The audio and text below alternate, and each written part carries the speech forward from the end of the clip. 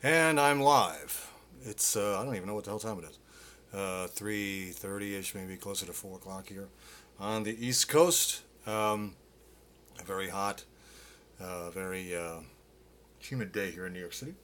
Hold on a second, let me get rid of that. I don't need to see. Like I said, I kind of do this from my very unorganized. Just kind of pop these up when I feel like it. So, what I'm gonna do? Let me just actually reposition this. It's just weird. I have this in this weird little tripod-y thing here that kind of attaches to the desk so I can use my phone. I'll let you see my books.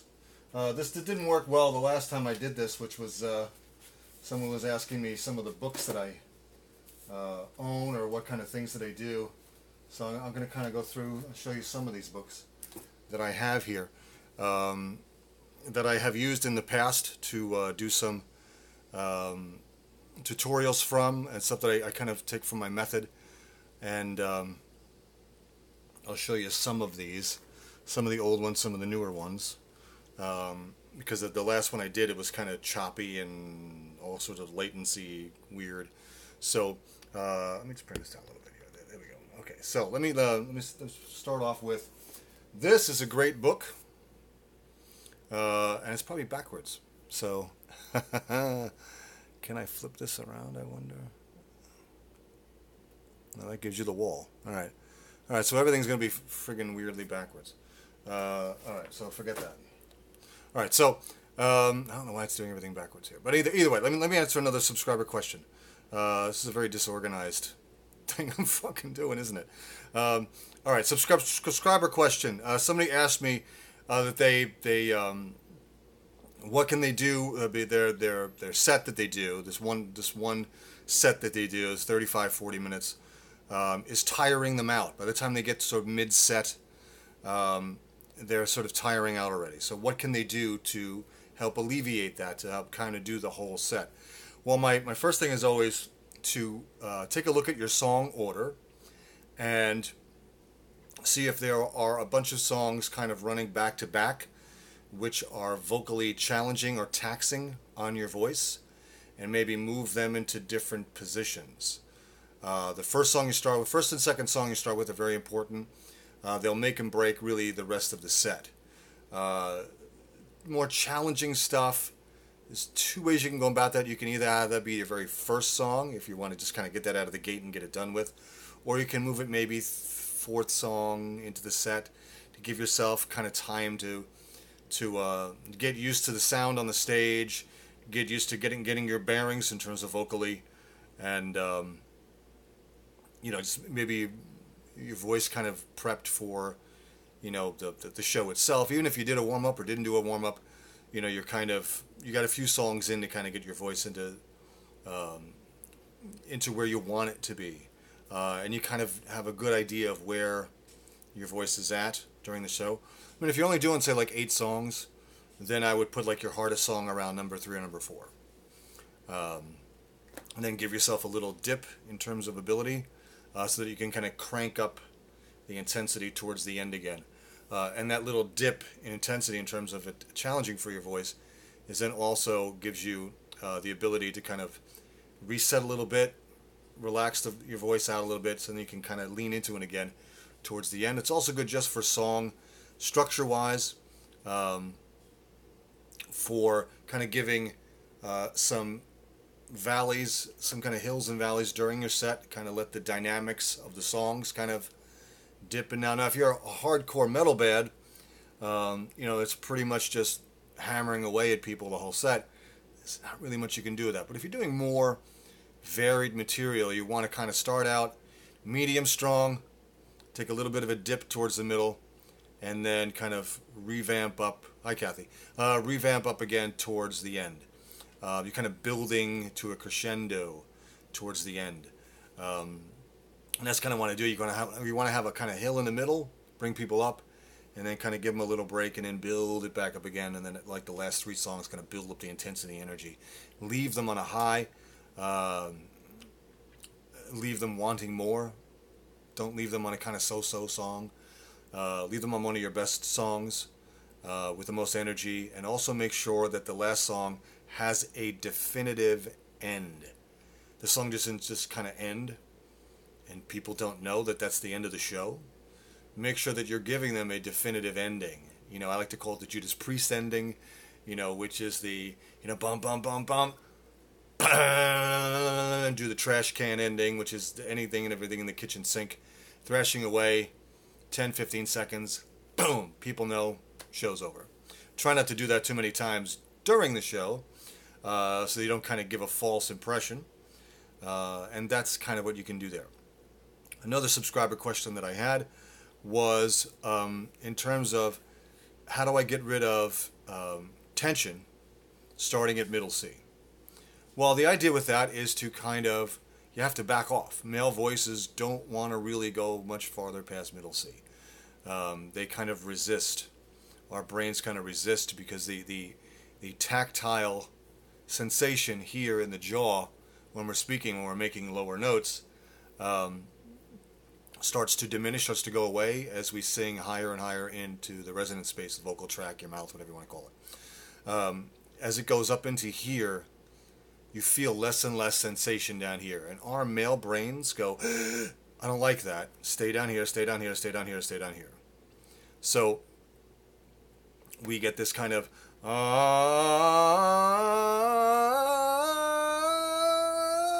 and we're forcing the resonance to stay down here. So the way we can kind of start to take that weight off and not sing so heavy is to start above that and work our way down. So start it very lightly above that weird place, like up, stay up there, really light, bring yourself down. What you're doing is you're teaching the voice how to phonate, how to basically stretch and create pitches above the sort of resistance spot. Come down, and it's kind of like I call it kind of the SWAT team maneuver, kind of coming in from the roof, penetrating in from the top down from the roof.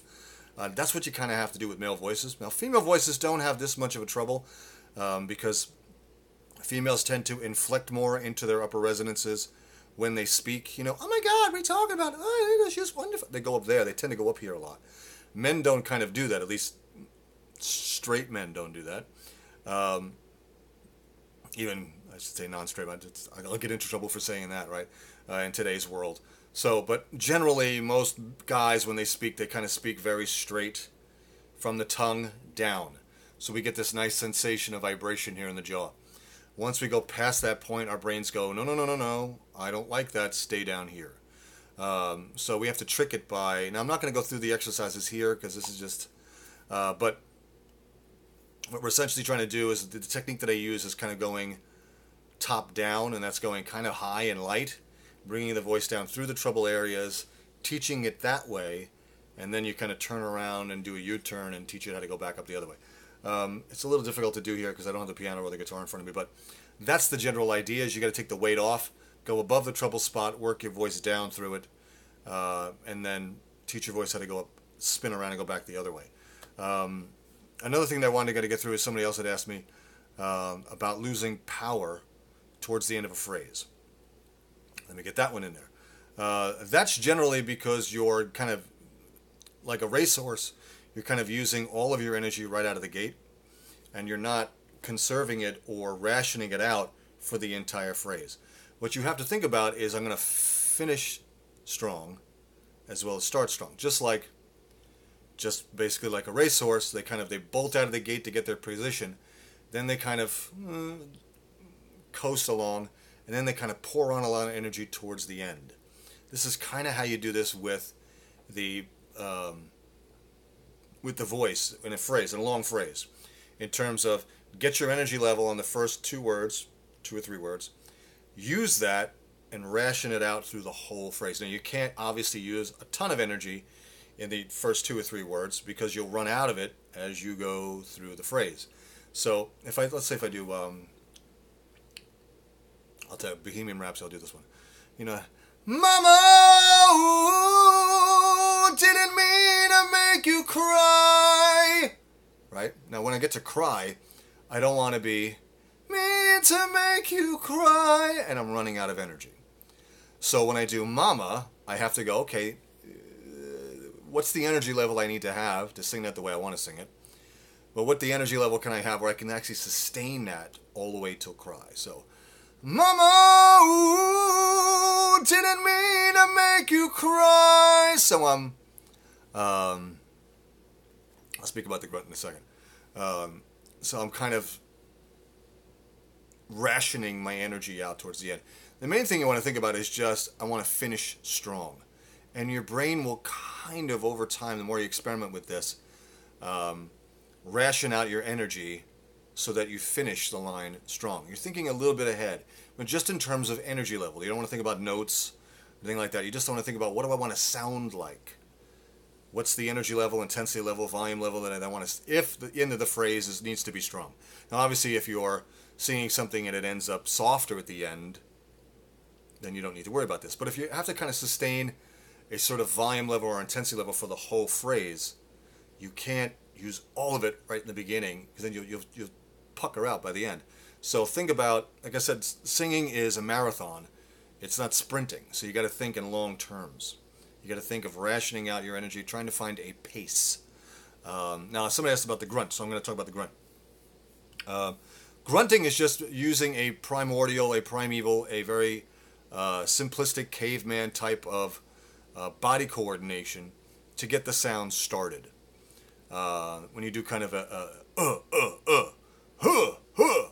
grunt, grunt, grunt, you're getting the diaphragm to do a nice flex downward, where we're getting from here down to go down, to go out. This is one of the, actually I'll bring out that book. Let me see if I can find it. It might be right here. Yeah. A book by, now it's just going to be backwards, but it's Joni Wilson. It's called The Three-Dimensional Voice. And what she talks about here is that the voice has three angles, so to speak. It has depth, up and down. It has width, side to side. And it has depth, near to far, right? So the deeper you go, the narrower or the less width you give a sound, the more distance you get. So depth plus width equals distance. So we want to dig deep, keep the sound narrow, and we get really good distance. Now the grunt does that for us. This kind of huh, huh, huh. I'm not going ha, ha, huh, huh, huh. That kind of thing. Yeah, yeah. That's why in a lot of my vocal exercises that I do with students, I use the words hey and yeah a lot, because these kind of initiate that kind of grunt body coordination. Yeah! Plus, we're used to kind of saying those words with a sort of intention, a sort of force. We want it to have meaning. So we use that, yeah, hey, all right. So those are good words to kind of get this kind of grunting thing. Yeah. Now the idea is you want to have depth, so you want to think my voice over there. Now not over there. We want to have it over there. 6 to 10 feet. How far from this closet from there? 1, 2, 3, 4, 5, 6, 7. Yeah, 6 to 8 feet over there. You know, and that's your kind of your target. So if I'm singing at something, I'm singing at something 6 feet away, 8 feet away. I'm singing at it. I'm trying to paint that with my voice. As if my voice is a physical thing, like Linda Blair Exorcist, projectile vomiting, pea soup, that kind of thing. I'm kind of shooting it like a water hose, shooting my voice, the sound of my voice, as if it's a physical thing I can see, at that target. This is why people do this. Hey! It's to narrow the column of sound so that it doesn't spread and dissipate as it goes out a distance. They do this. You can just basically do that with your mouth. You don't need that. This. It's vertical, not horizontal. Never sing wider than the width of your own head, was what one teacher said to me once. And that's just a physical representation. You just think in your head, I'm not going to spread my voice so that it feels like it's wider than the width of my head. I know it's a metaphor. I know it doesn't really give you a really good... But if you're singing and you go, up, you can kind of visualize that my sound isn't really spreading far. You know, but if I go, ah, that feels spread out. And it sounds like it. And my mouth is going sideways. I'm keeping it narrow. So this grunt helps you get that, hey, hey, hey, and you can see my mouth is narrow. All right, yeah. So if I do sort of an exercise like this, yeah, my mouth stays in this position, exactly like a tubular projection. Yeah. Sorry, I'm using my phone here, so the comments are really, really small, so you're going to see me do this. Sorry for that. If it looks like I'm trying to do 3D, I'm not trying to do that for you. Yeah, yeah. Now you see, I did spread the sound, but not my mouth. I spread it this way. I made the sound taller. Yeah, yeah. I have no idea what note I'm doing there, but now this, yeah, narrow, not yeah. That's exaggerated. I don't need to do that. So, goo goo goo, yes. Go go go. I use go a lot. Go can be a little too restricting. If you're not used to making these kind of grunty sounds, goo can be a little, because the elongated oo sound can close the throat. So go is better. Go, go, go, go, go, go, go. You get that nice initial compression from the G. And the O is sort of half open because it's a kind of a half O. It's kind of a half ah sound. So it's a bit open. And you have the ability to kind of close it off at the end. If like I do go, go, right? You heard go. Now, ho, ho, ho. Right. But the ho, ho, ho is if you have a lot of tension. You use the ho. Ho, ho, ho, ho. Because you got a little bit of an H in front of that, which gets the breath going, and then the vocal cords close. Ho, ho, ho, ho. That first. Once you get that and that feels good, get that H smaller and smaller. Ho, ho, ho, ho, ho, ho, ho, ho. Then you can go to the more compressed sounds like go, go, go, go. No, no, no, no. Because you know what the throat's supposed to feel like from the H-O. Ho! Leaves the throat nice and open. Now when you do a closed sound like no, go, you want it to have the feel the same.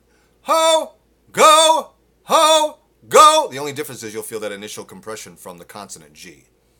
No, but then it opens like the ho. That's the only difference. An aspirate, an unvoiced consonant, and then a voiced consonant, which I like to call a compressed consonant, because there are, thank you, Stu,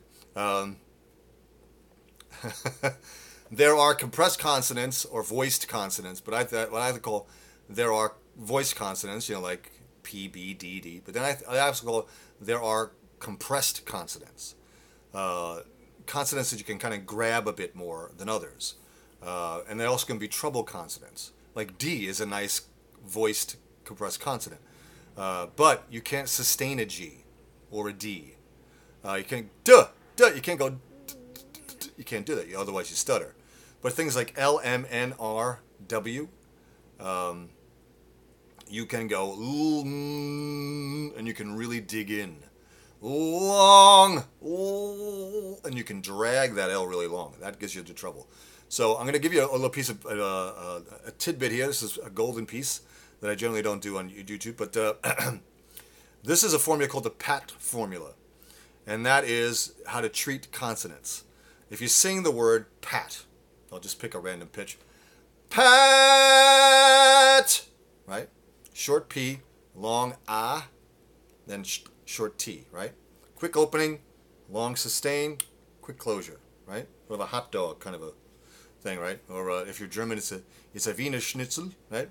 Some Bratwurst, right? Sorry, I have German background, so I know I ate some before, so I'm thinking Bratwurst.